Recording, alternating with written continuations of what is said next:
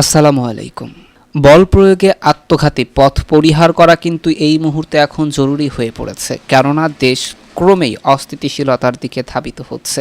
কোটা সংস্কার আন্দোলন ঘিরে প্রাণ গিয়েছে 2 শতাধিক। কোটা বাতিলের প্রজ্ঞাপন জারির পর আগেরবার আন্দোলনটি থেমে যায়। আদালতের দোহাই না দিয়ে শিক্ষার্থীদের ন্যায্য দাবি মেনে নিলে এবারও বিষয়টি অতি সহজেই সমাধান হয়ে যেত।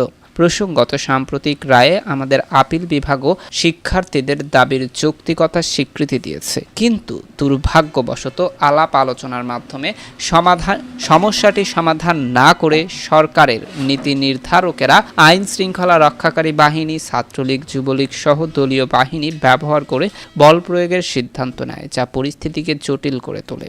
16 জুলাই বেগম রোকেয়া বিশ্ববিদ্যালয়ের ছাত্র আবু সাইদ পুলিশের গুলিতে নিহত হওয়ার পর পরিস্থিতি বেসামাল পর্যায়ে পৌঁছায় এবং পরবর্তী কয়েক দিনে আমরা আরও রক্তপাত ও প্রাণহানি দেখলাম, যার দায় ক্ষমতাসীনদেরই নিতে হবে। শিক্ষার্থীদের এই আন্দোলনকে সমর্থন দেয় দেশের অগণিত সাধারণ মানুষ। গত 15 বছরের শাসন আমলে বর্তমান সরকার জনগণের প্রতি তার অঙ্গীকারগুলো একের পর এক ভঙ্গ করেছে, যেই কারণে অনেক নাগরিকের মনেই ক্ষোভ সৃষ্টি হয়েছে।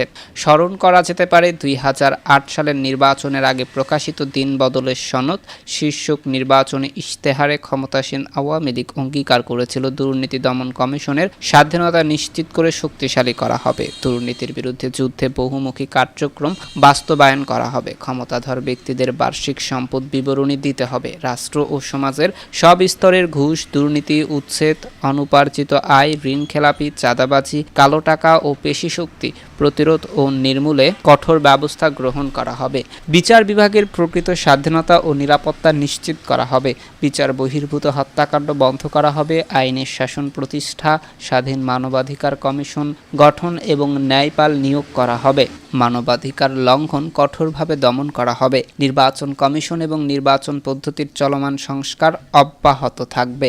আরও বলা হয়েছিল জাতীয় সংসদকে কার্যকরে সরকারের জবাবদিহি নিশ্চিত করা হবে, প্রধানমন্ত্রী, মন্ত্রিসভার সদস্য এবং সংসদ সদস্য ও তাদের পরিবারের সদস্যদের সম্পদের হিসাব ও আয়ের উৎস প্রতি বছর জনসম্মুখে প্রকাশ করা হবে, রাষ্ট্রের নিরাপত্তা সংক্রান্ত কতিপয় সুনির্দিষ্ট বিষয় ছাড়া সংসদ সদস্যদের ভিন্নমত প্রকাশের অধিকার দেওয়া হবে, রাজনৈতিক সংস্কৃতিতে শিষ্টাচার ও সহিংসতা গড়ে তোলা হবে এবং সন্ত্রাস ও চাঁদাবাজি নিষিদ্ধ করা হবে, একটি সার্বভৌমত্ব আচরণ বিধিমালা প্রণয়নের উদ্যোগ গ্রহণ করা হবে, দলীয়করণ মুক্ত অরাজনৈতিক গণমুখী প্রশাসন প্রতিষ্ঠা করা হবে, যোগ্যতা, জ্যেষ্ঠতা ও মেধার ভিত্তিতে নিয়োগ ও পদোন্নতি নিশ্চিত করা হবে, প্রশাসনিক সংস্কার, তথ্য অধিকার প্রতিষ্ঠায় ই-গভর্নেন্স চালু করা হবে। অঙ্গীকারে এও ছিল জনজীবনের নিরাপত্তা বিধানে পুলিশ ও আইন শৃঙ্খলা রক্ষাকারী বাহিনীগুলোকে রাজনৈতিক প্রভাব মুক্ত ও আধুনিক ও যুগ উপযোগী গড়ে তোলা হবে, ক্ষমতার বিবেক কেন্দ্রীকরণ করে ইউনিয়ন, উপজেলা এবং